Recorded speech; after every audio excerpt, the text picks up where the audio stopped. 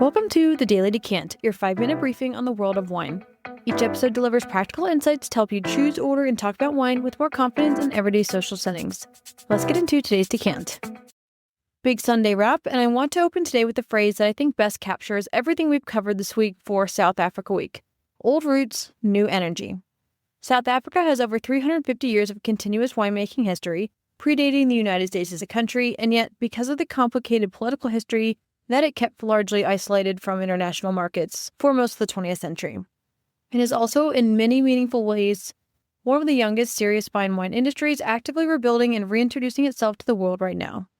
That combination of deep roots and genuine Renaissance energy is what makes this country so uniquely exciting to follow. So let's recap the week. Monday, we talked about the history and geography, 1659, the Cape of Good Hope, the cooling influence of the Benguela Current, and the complicated political history that explains why this ancient wine tradition remains so underrated today. Tuesday, we went over to Stellenbosch, the historic heart of South African fine wine, where decomposed granite soils at the foot of the Simonsberg Mountain produce Bordeaux-style blends and Cabernet Sauvignon good enough to earn Canon Cup comparisons to a Bordeaux first growth. Wednesday, we went to Swartland, and one of the most genuinely thrilling stories in modern wine, a small group of rebellious winemakers who moved into a hot, unglamorous farming region specifically to work with old, neglected bush vines that everyone else had written off, and built a movement that completely reshaped South Africa's international reputation in barely 2 decades.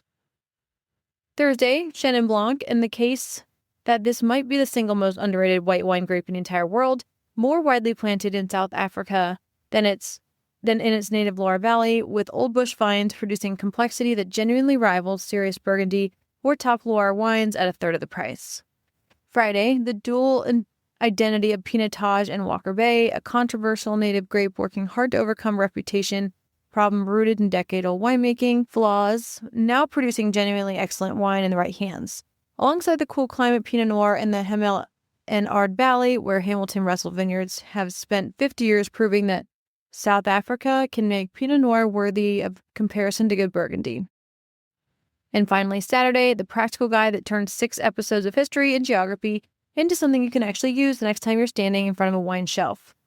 My personal top 5 bottles from across the entire week. Number 1, Canon Cup Paul Sour, the Bordeaux-style blend that earned this estate its first growth comparisons, and a wine that genuinely deserves to be tasted blind alongside serious Bordeaux. Number 2, Molyneux Granite Old Vine Chenin Blanc, the single soil bottling that best demonstrates what 50-year-old bush vines and minimal intervention can achieve. Number 3, Sadie Family Wines, Columella, and the wine that put Swartland Revolution on the international map and remains one of the most exciting reds made anywhere on the African continent. Number 4, Hamilton Russell Vineyards Pinot Noir, proof that world-class cool climate Pinot Noir exists well beyond Burgundy and Oregon. And finally, number 5, Canon Cup Standard Pinotage, because every wine lover should taste a properly made example of this grape at least once and judge it on its actual merits rather than its decades-old reputation. So your 3-sentence South Africa cheat sheet. 1. South Africa has one of the oldest continuous winemaking traditions outside Europe, dating to 1659, but remains significantly underpriced relative to its quality because its international recognition is still catching up after decades of political isolation. 2.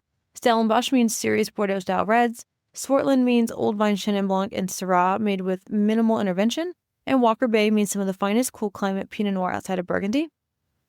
And 3, for value, start with Byers Kloof Pinotage and Molyneux's Kloof Street Chenin Blanc, both under $20 and both genuinely excellent. And finally, both proof that this country's reputation has not caught up to its quality.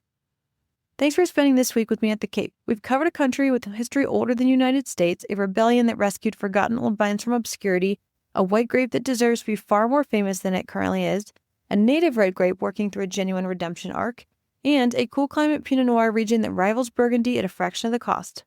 That's an extraordinary amount of ground for one country to cover, and it barely scratches the surface of everything South Africa has to offer. Next week, we head somewhere completely new. Stay subscribed to find out where, and until then, drink well and give South African wine the attention it has been quietly earning for the better part of 4 centuries.